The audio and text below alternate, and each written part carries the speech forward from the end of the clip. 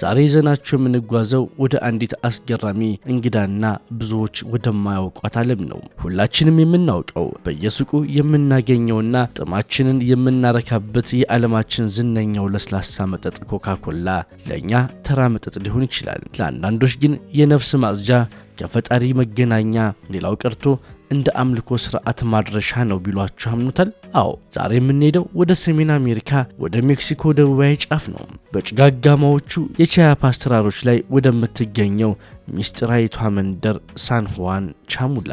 እዚህ ቦታ ዘመናዊ የካፒታሊዝም ምልክት የሆነ ኮካኮላ ከጥንታዊ የማያ ስልጣኔ እምነት ጋር ተቀላቅሎ አስገራሚ መልክ ይዟል። በቻሙላ የሚኖሩት የትዞትዚል ህዝቦች ለዚህ ጥቁር ፈሳሽ ያላቸው ክብር ተራ መስተንግዶ አይደለም፣ ከበሽታ መፈወሻ፣ ከመጥፎ መናፍስት መከላከያ መድኃኒትም ነው። እንዴት ይህ ሊሆን ቻለ?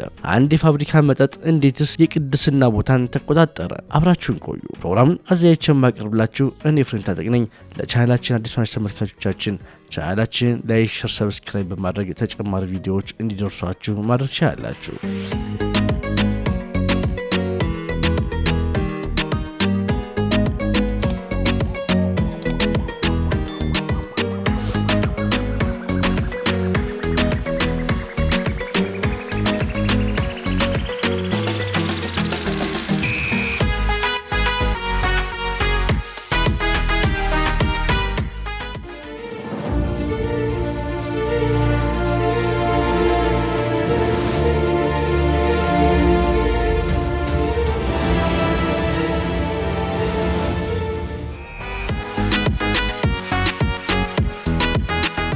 ወደ ሳን ሁዋን ቻሙላ ስንገባ በመጀመሪያ የሚቀበለን ቅዝቃዜውና ከእምነቱ ጋር የተያያዘው ልዩ ድባብ ነው። የከተማዋ እምብርት ላይ አንድ ነጭ ቤተክርስቲያን ይታያል፣ የሳን ሁዋን ባቲስታ ቤተክርስቲያን። ይህ ቤተክርስቲያን ግን እርስዎ እንደሚያስቡት አይነት ተራ የክርስቲያን የአምልኮ ቦታ አይደለም።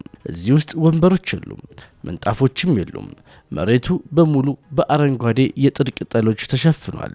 ወደ ውስጥ ሲዘልቁ አይኖ በመቶዎች በሚቆጠሩ የሻማ ብርሃን ይወረሳል። የአየሩ ጠባይ በኮፓል ዕጣን ጭስ ይታወዳል። ህዝቡ መሬት ላይ ተንበርክኮ በራሱ ቋንቋ ይጸልያል።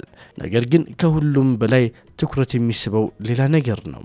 በየቅዱሳኑ ምስሎች ስር፣ በየሻማዎቹ መሃል በደርዘን የሚቆጠሩ የኮካኮላ የብርጭቆ ጠርሙሶች ተደርድረዋል። ተመልካቾቻችን፣ የቻሙላ ሰዎች ኮካኮላን የሚጠጡት ለመዝናናት ብቻ አይደለም። በእነሱ እምነት ይህ መጠጥ መለኮታዊ ኃይል አለው። አንድ ሰው ሲታመም ወይም በመጥፎ መንፈስ ሲያዝ መፍትሄ ፍለጋ ወደ እነዚህ የባህላዊ ፈዋሾች ወይም አዋቂዎች ዘንድ ይሄዳል። እነዚህ አዋቂዎች ደግሞ በሽታውን መርምረው የሚያዙት መድኃኒት ኮካኮላን ነው።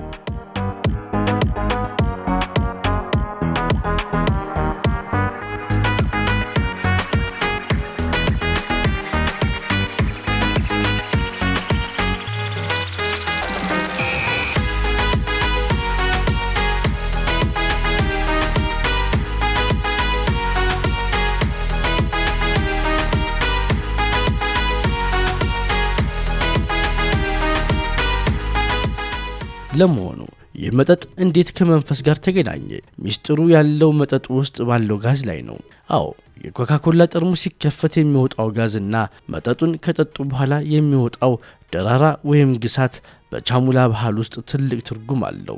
እነሱ እንደሚረዱት አንድ ሰው ሲያገሳ በሰውነት ውስጥ የተሸሸገው ክፉ መንፈስ፣ ምቀኝነት ወይም በሽታው ከውስጡ ወጥቶ እየተወገደ መሆኑን ያሳያል። ስለዚህ ጋዝ የበዛበትን ኮካኮላ መጠጣት ያንን ክፉ መንፈስ በግሳት መልክ ከሰውነት አውጥቶ ለመጣል ፍጹም የተመረጠ መሳሪያ ሆነላቸው። በማምለኪያው ቦታ ውስጥ የሚደረገው ስነ ስርዓት አስገራሚ ነው። ታካሚው መሬት ላይ ይቀመጣል፣ ሻማዎች ይበራሉ። የመንፈሳዊ አባቶቹም የዶሮ እንቁላል ወይም በሕይወት ያለችን ዶሮ በታካሚው አካል ላይ በማሳለፍ በሽታውን ያስባል። ከዚያም ዶሮዋ መስዋዕት ትሆናለች። ከዚህ ሁሉ ሂደት በኋላ ግን ዋናው ማህተም የሚቀመጠው ኮካኮላ ሲጠጣ ነው።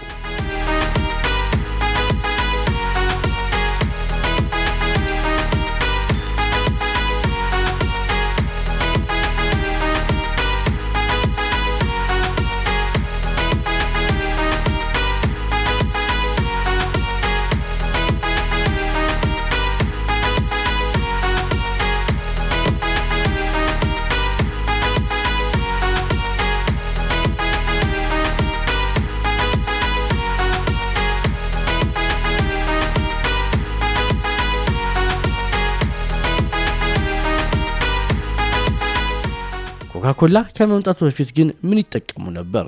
ቀደም ሲል ፖሽ የተባለ ከበቀሎ የሚሰሩትን ባህላዊ የአልኮል መጠጥ ይጠቀሙ ነበር።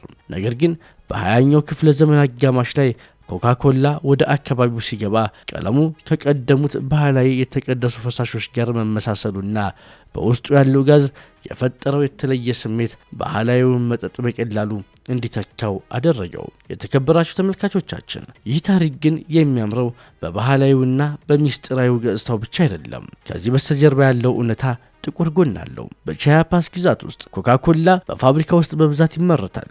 መጠጡ ከንጹህ ውሃ በበለጠ ዋጋው እጅግ ርካሽና በቀላሉ የሚገኝ ነው። ብዙዎች እንደሚሉት የኮካኮላ ኩባንያ በአካባቢው ላይ የነበረው ከፍተኛ የማስታወቂያ ዘመቻና የሽያጭ ስልት ይህንን ባህል ይበልጥ እንዲያድግና ስር እንዲሰድ አድርጎታል።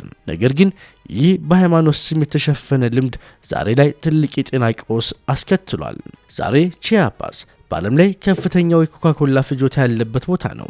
አንድ ሰው በቀን በአማካይ እስከ 2 ሊትር ኮካኮላ ይጠጣል። ይህ ደግሞ በአካባቢው ላይ የስኳር በሽታና የጥርስ መበስበስን እጅግ አስከፊ በሆነ ደረጃ እንዲጨምር አድርጎታል። የሚገርመው ግን ህዝቡ የስኳር በሽታ ሲይዘው እንኳ በሽታው የመጣው ከመጠጡ ሳይሆን በመጥፎ መንፈስ እንደሆነ ስለሚያምኑ ያንን በሽታ ለማከም አሁንም መልሰው ኮካኮላን ነው የሚጠጡት። ይህ ደግሞ አዙሪቱን የከፋ ያደርገዋል።